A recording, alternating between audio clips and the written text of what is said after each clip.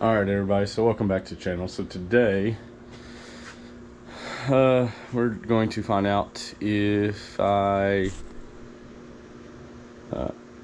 blow up my motor, if I spun a rod bearing,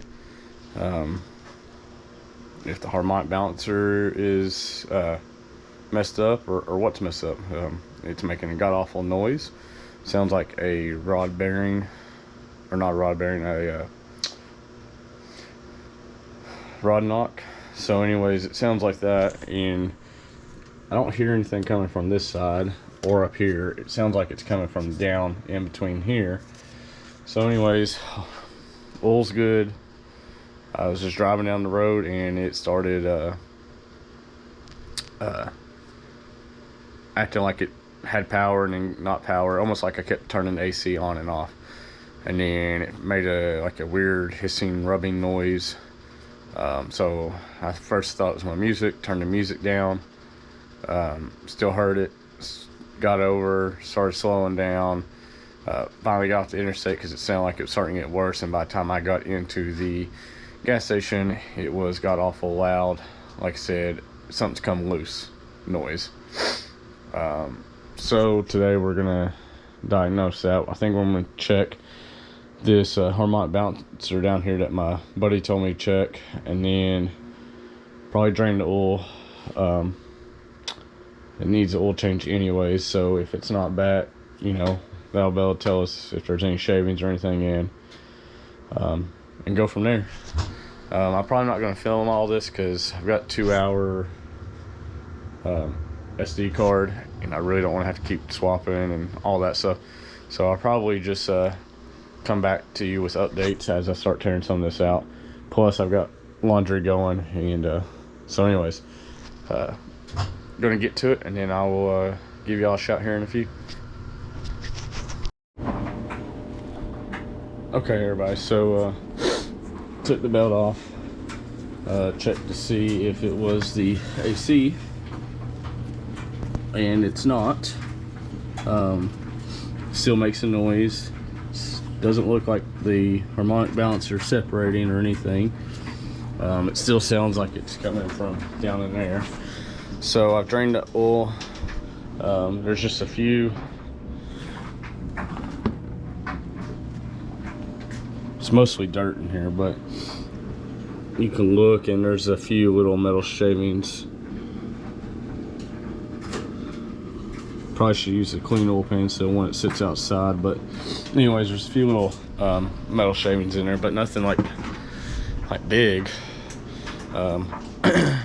So before I go pulling the oil pan, I'm gonna pull the valve cover and see if anything's come loose in the valve cover, and then I guess we'll work to the oil pan, and then we'll work to pulling the whole motor out. But anyways, that's where we're at for now. So I'm gonna get back to it, and I'll update y'all here in a minute. Alright, so this is what all I've got done so far. I pretty much got the T cross member out, the coolant unhooked, which cat's not going to be allowed down here for ever.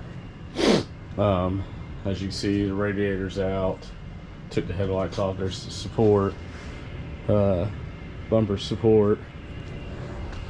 Taking alternator off, getting ready to undo the AC line, or AC compressor and stuff, so that way I can move it back over this way, hopefully, so when I go to pull the motor, it's out of the way.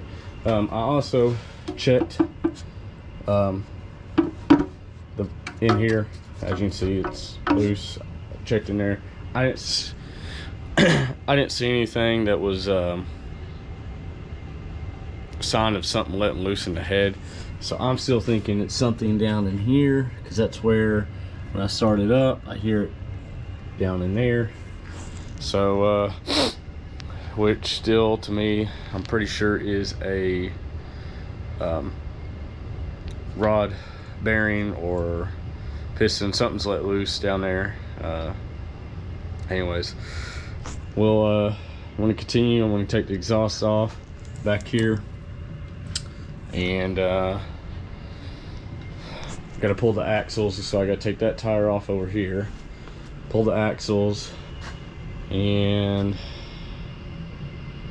I'm not exactly sure what else. This is the first time I've ever pulled a K-Series, let alone a front wheel drive car motor, so basically learning as I go and putting all the bolts back as best as I can remember. I already got 3 here and 2 there that I don't really remember where they go, so yeah, that's not good.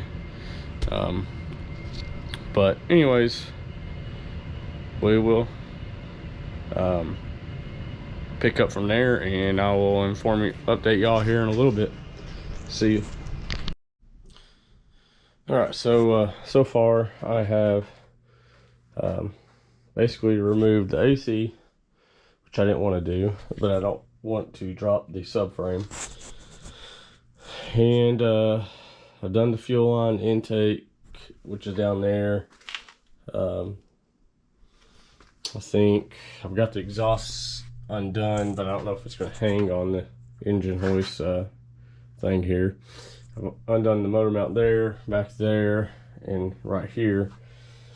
I've technically undone this one, but I'm undoing it completely from the body here, so that way it doesn't